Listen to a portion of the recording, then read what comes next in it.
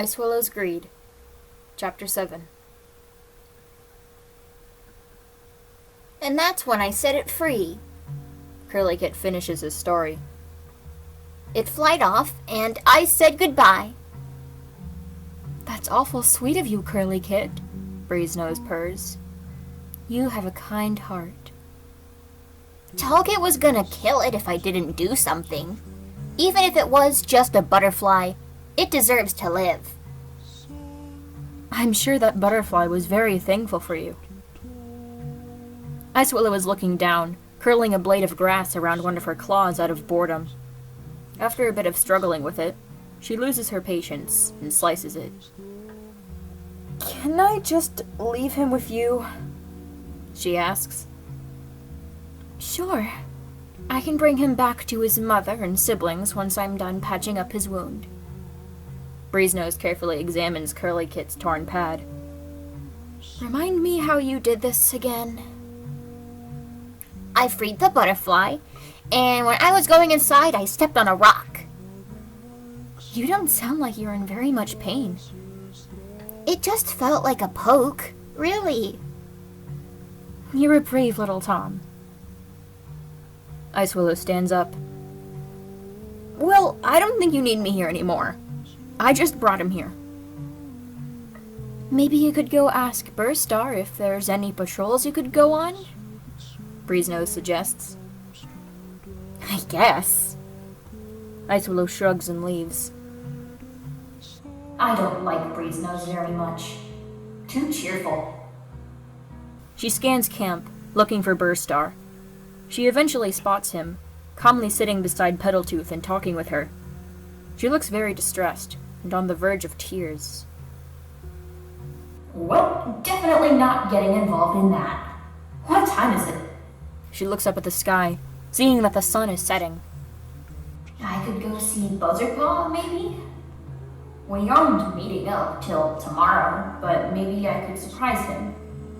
Actually, no. I don't want to seem too desperate. Maybe I could go hunting? Yeah, hunting. She excuses herself out of camp, not bothering to ask Burstar or Eeljump for permission. I don't need anyone to tell me what I can and can't do. I'm a cat, just like them. She walks down to the dividing rivers and stares down at her reflection. She squints. Black fur, huh? Who cares? Watch me be twice as good as everyone else. She unsheaths her claws and slashes at her reflection, splashing water everywhere. Frustrated, she springs up into a tree and starts leaping from branch to branch, from tree to tree, at top speed. As she's moving, she perks up with a sensation of wind blowing through her fur. She felt free. Do you think they'll like me back? Icewillow slips and quickly scurries to hide herself in the leaves. Did I just hear Buzzardpaw? She slowly starts making her way down the tree, continuing to keep herself as hidden as possible. Her eyes lock on the familiar form of Buzzardpaw, who's sitting with his older brother. He's very tall and fluffy, and his gray fur stands out slightly when surrounded by all the green of New Leaf. Fine Streak, I'm nervous, Buzzardpaw mumbles. I don't think I've ever felt this way towards anyone before. It's completely normal, bud, Vinestreak purrs. Pretty much everyone feels attraction at least once in their lives. Unless they're on aromantic or asexual spectrums, but that's perfectly valid as well. Are you? No. Don't you know that literally everyone in our family is gay? We have 2 mothers for StarClan's sake. Icewillow feels her stomach tighten a little. What? Buzzardpaw has 2 mothers? And everyone in his family is homosexual? She thinks back to her own parents.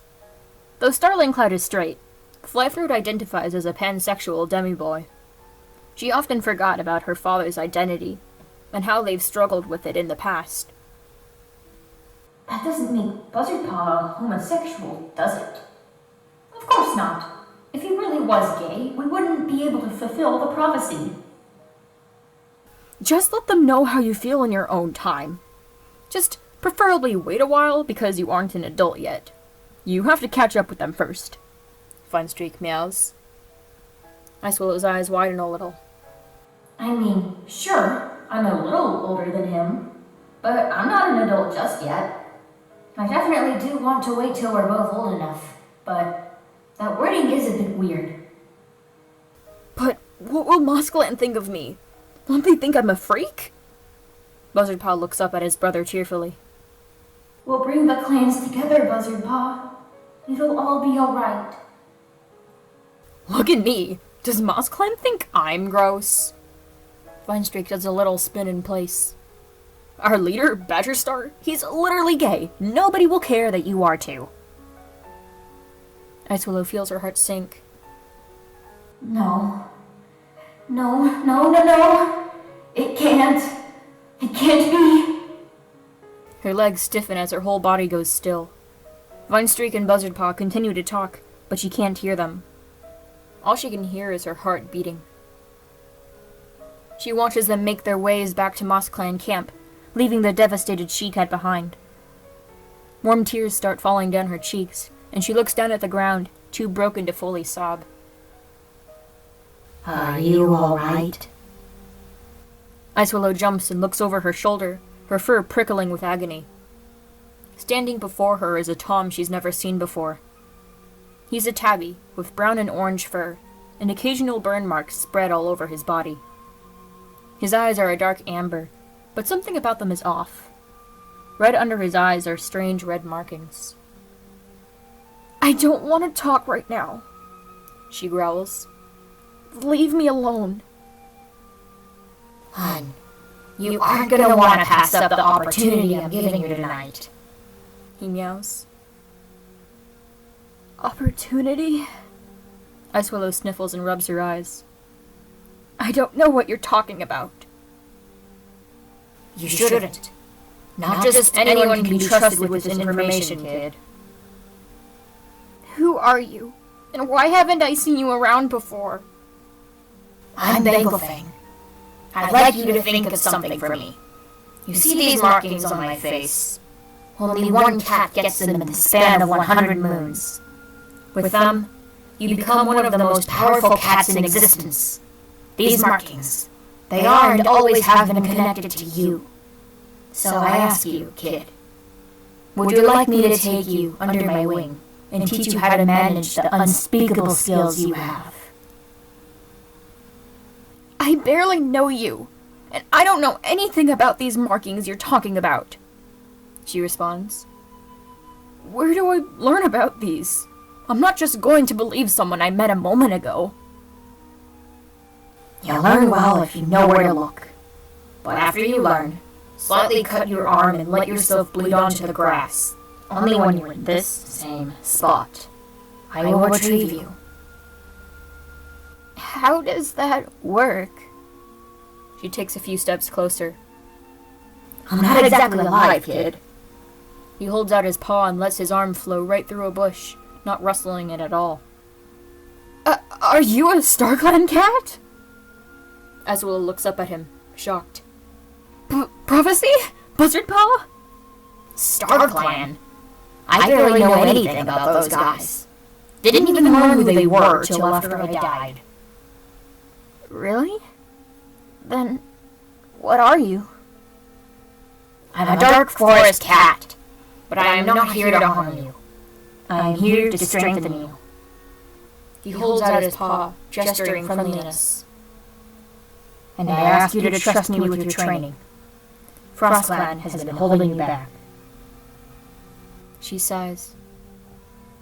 They have, but I want to think about this first. No later than June, please. Banglefang lowers his head. Don't break the cycle. Even though I don't want the competition, we must go on, and you have the strength to carry the entire forest, whether you believe it or not. Thank you, Banglefang. I'll consider your offer. She turns around and starts walking off, an aching sensation in her chest. Yes. Yes, you will.